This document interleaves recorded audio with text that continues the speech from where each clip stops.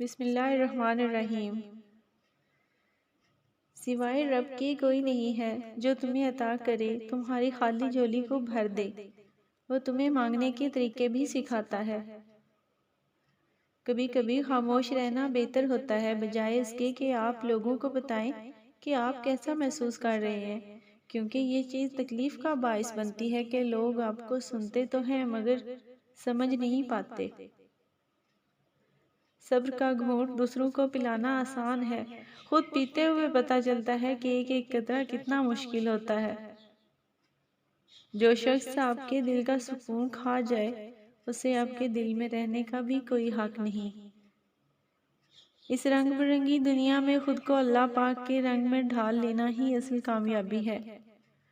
دعاؤں کا رنگ نہیں ہوتا، مگر جب یہ رنگ لاتی ہیں تو زندگی میں رنگ بھر جاتے ہیں۔ میں تیری رحمت سے بالکل مایوس نہیں ہوں، یا اللہ مجھے میری ہر آزمائش میں کامیابی عطا فرما دے۔